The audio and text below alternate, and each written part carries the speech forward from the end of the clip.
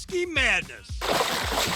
They go on quite a feeding frenzy. We're going to take a float down some of the finest musky water in the world to find out when it's best and how it's done. All right, bud. See you later. Plus, that's a sound you don't hear much anymore in the Blue Ridge. Really been talking about grouse declines for a better part of 50 to 60 years. So what's the problem? The answer may surprise you, and it could be the key to bringing back this treasured game bird species. Now that's a big old fish. Road trip. You ready to brave the ice and snow? What happens when a southern boy goes north in search of steelhead? You know, today's been windy, cold, and everything, but you guys have been doing what you needed to do right, and we're getting rewarded now. Beauty. They said it couldn't be done. You're going to let the fly swing, get down deep, and just real slow tick. Walleye on the fly is a real thing thanks to some pioneering Virginia fishing guides. Well, that's a pretty good one, isn't it? Look at that. Look at that cute. And the land, or should I say river, that time forgot. We caught a lot of different types of fish. It's a place like no other, a hidden gem, an angler's paradise. And it's within easy driving distance of more than 1 million people. Where are we talking about? The answer to that and much more. Outdoors Bound is next.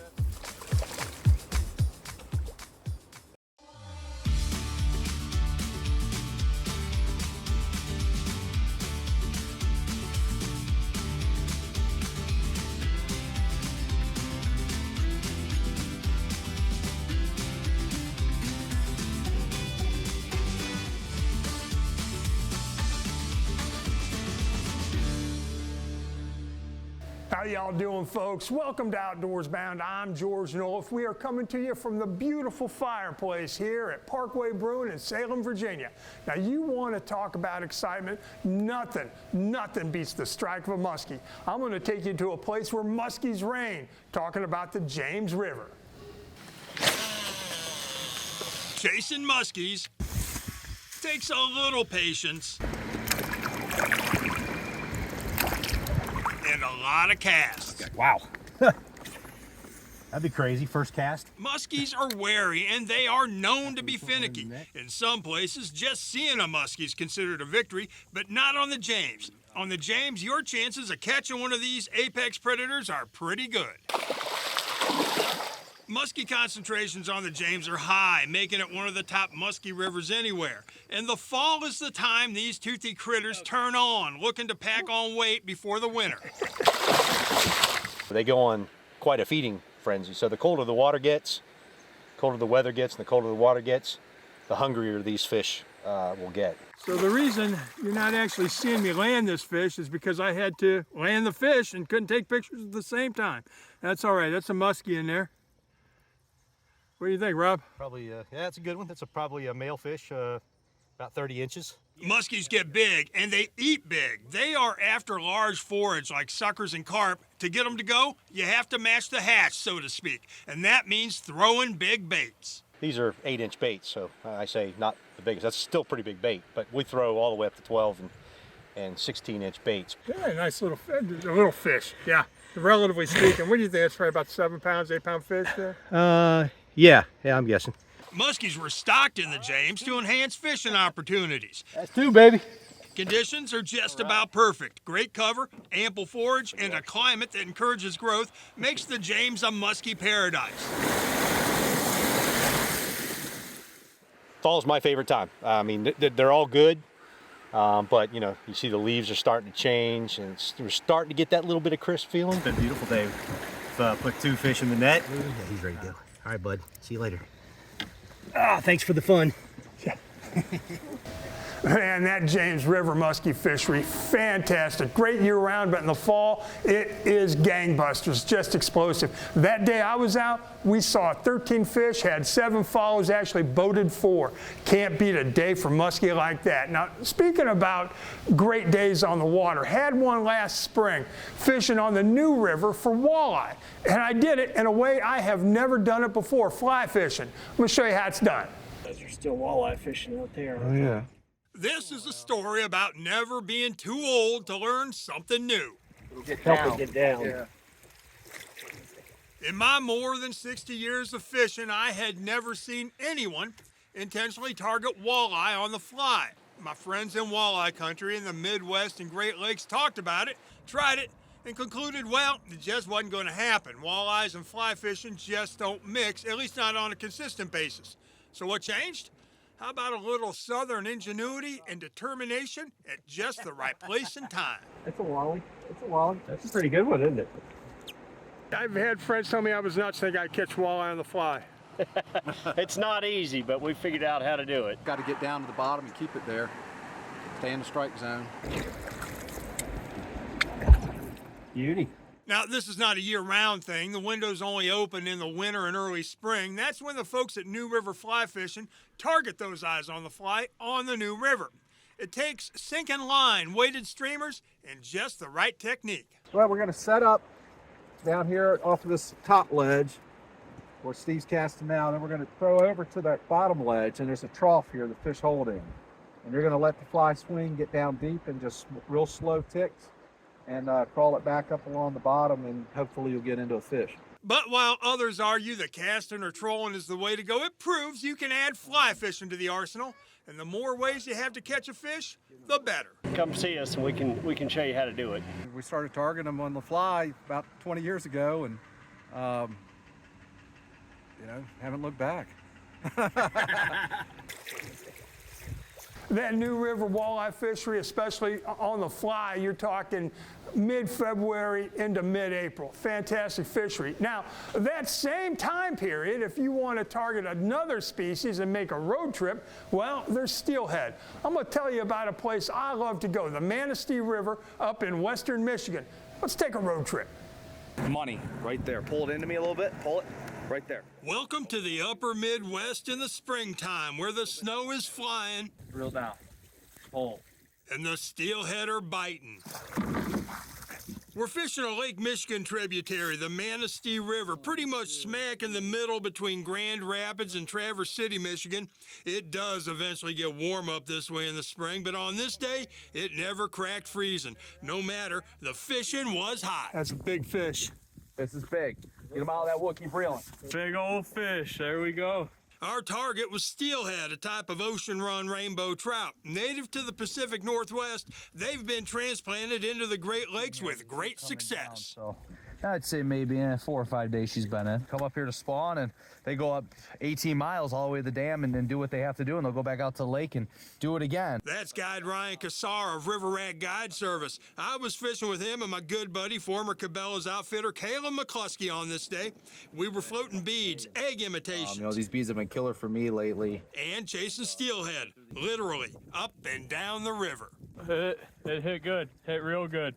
I was just at the end of the drift, and I thought it was the tail out. Set the hook, and here we are. Sometimes you just got to chase them, just like what we're doing now. Yep, you're gonna have to chase them, take a little bit more of your time, because once that hook sets in, which you did a great job of doing, and the barb's in the fish, now we're worried about not breaking the line and make sure it doesn't get in the sticks and stuff. Oh, It's a nice spot. Probably 8-10 pounder.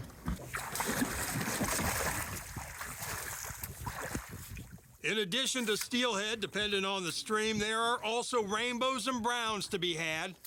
Brown. It's a brown? Nice brown. Dude, I've never even Rare. I've never caught a... That might be a lake run, dude. I'm freaking out right now. 1, 2, 3. Beautiful fish. But steelhead, known for their incredible fighting ability, are always the primary target from November to May, and the weather, well, that's just a wild card.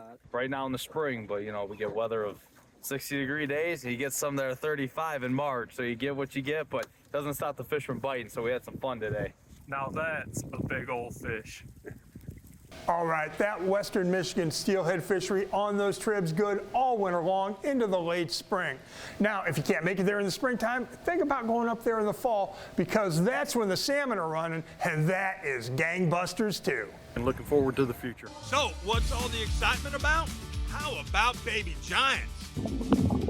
There's a stocking program going on that could mean you could catch some monster bass. And I look to hit double digits next spring. Plus, the race to save a prized game bird species. I think they have a pretty good chance. It could all come down to performance surgery on some forests in Virginia. Stay with us. More Outdoors Bound is next.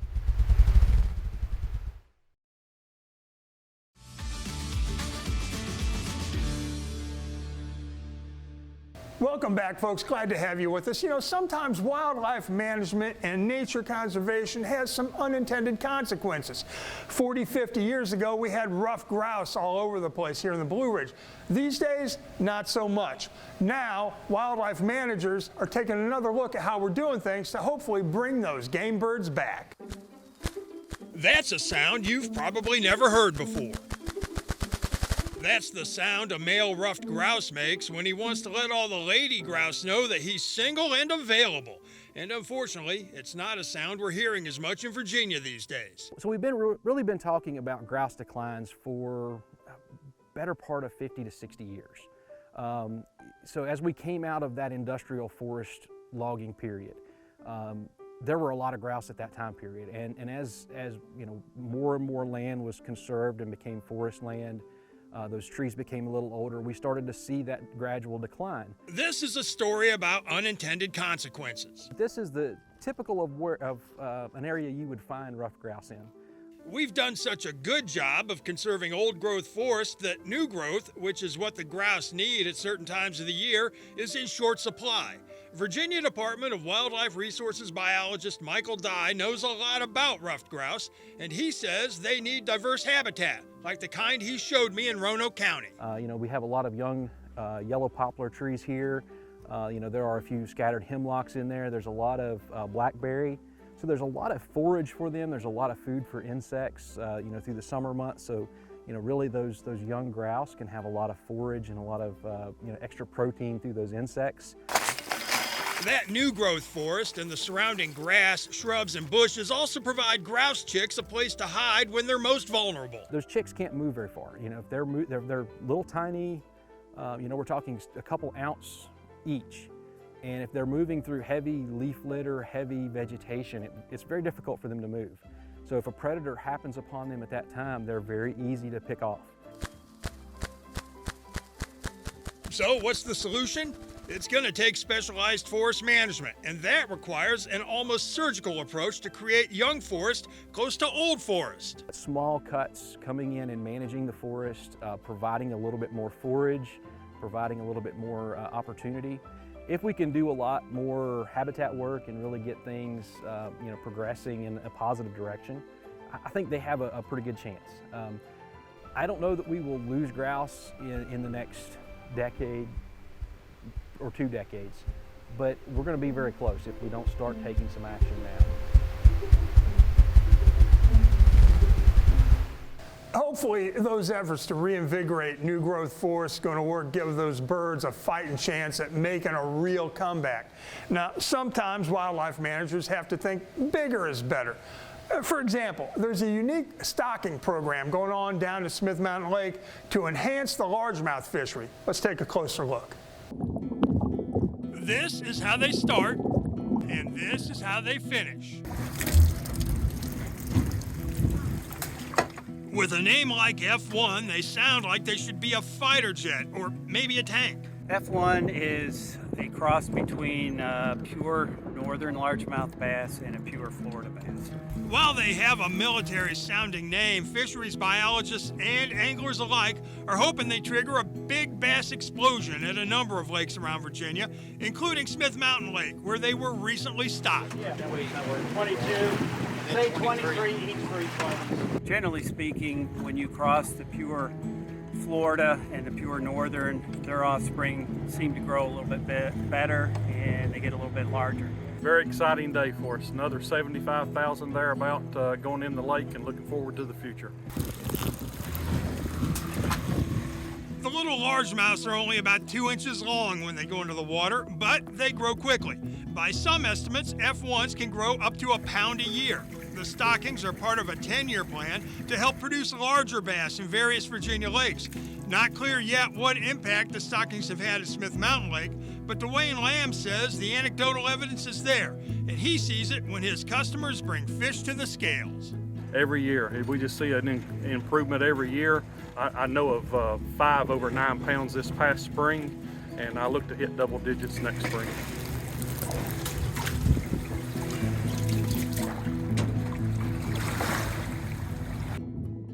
All right, That F1 stocking program meeting with all kinds of success, seeing a lot more double-digit bass coming into the docks. Also, bigger bass is one of the reasons Major League Fishing brought one of its prime tournaments to Smith Mountain Lake last year. Good start to the day. You know, I get asked a lot where some of my favorite places to fish are, and I've got a whole bunch, but I'm going to share one with you that a lot of people don't know about. It's the Staunton River, runs through central Virginia, and if you want a variety of species, well, the Staunton is the place to go. There are no more undiscovered places in Virginia. That's just how it is.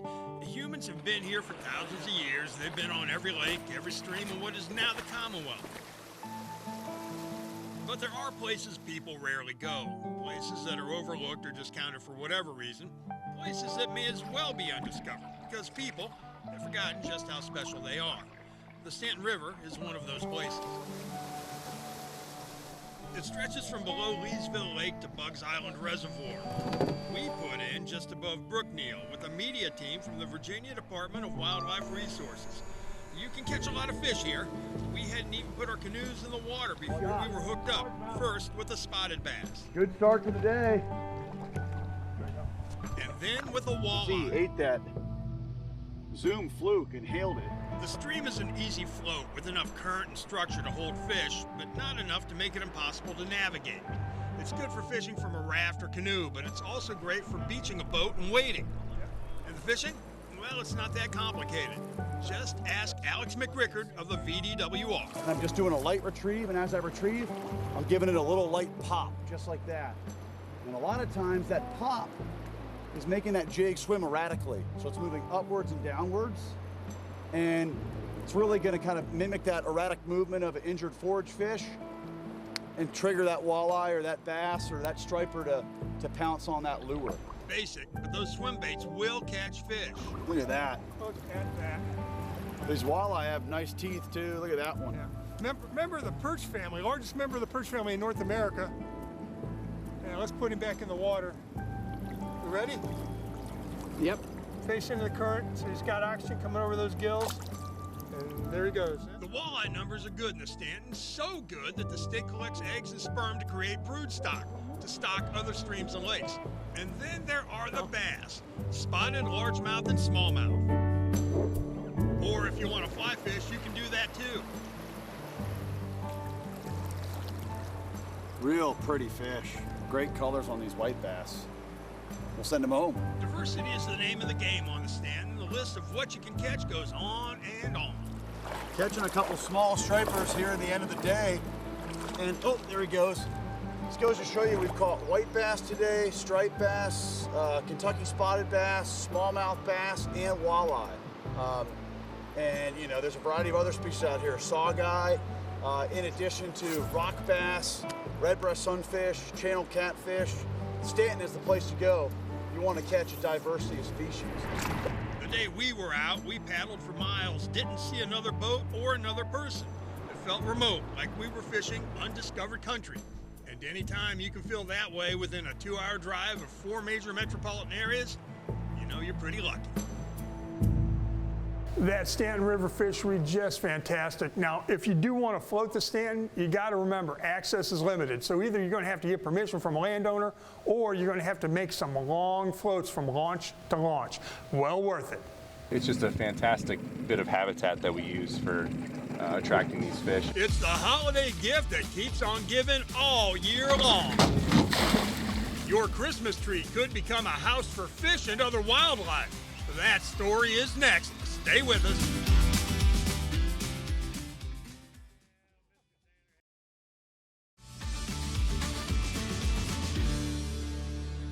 Welcome back, folks. You know, I love Christmas. In fact, I found a way to celebrate Christmas all year long, and that's by turning my Christmas tree into a house for fishes, all courtesy of the Virginia Department of Wildlife Resources. These folks are building houses out of Christmas trees. But these houses aren't for people, they're for fish. These are trees straight out of people's living rooms that were headed for the landfill, so we give them a second lease on life. That's Jason Hallaker. He's a fisheries biologist with the Virginia Department of Wildlife Resources. He and his team manage various fish species, and sometimes that job means building fish habitats. We pick strategic spots within the reservoir to sink these trees to provide structure for fish so anglers can come back and target those areas. You can find Jason and his team sinking Christmas tree fish habitats practically anywhere in the Commonwealth. But on this day, it was happening at Lake Frederick near Front Royal. Anglers love it. You never know what you're going to catch, but sometimes it's a lot better than other weeks. It's a good lake to fish. Come see us, Lake Frederick. The trees, which are all donated or collected, take a little bit of work before they can go into the water. There's the drilling. And then the cinder blocks are attached. That when it sinks vertically and stands up instead of falling out more quickly. Okay.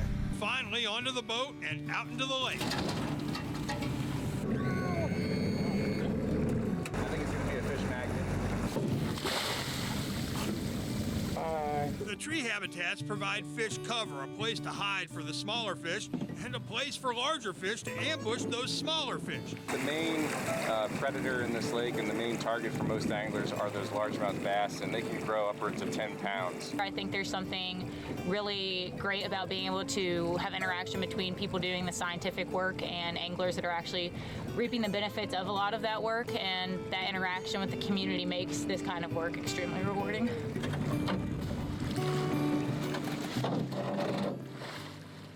Now, the VDWR, as well as the Department of Conservation and Recreation, that's the state parks people, have drop-offs for your Christmas tree all around the state. Say you don't want to run the tree to a park, well, you can still use it for habitat for wildlife. Just cut it up, put it in part of your yard. It can be used as cover for small game like rabbits and squirrels.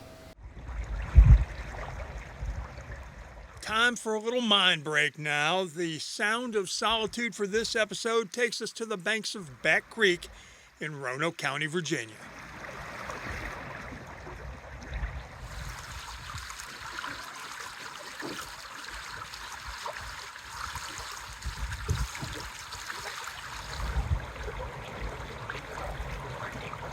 All right, folks, thanks for being with us. That's all we got time for today. I'm George Noleff. This is Outdoors Bound, coming to you from the beautiful fireplace here at Parkway Brewing in Salem, Virginia. Until next time, tight lines and good hunting, y'all.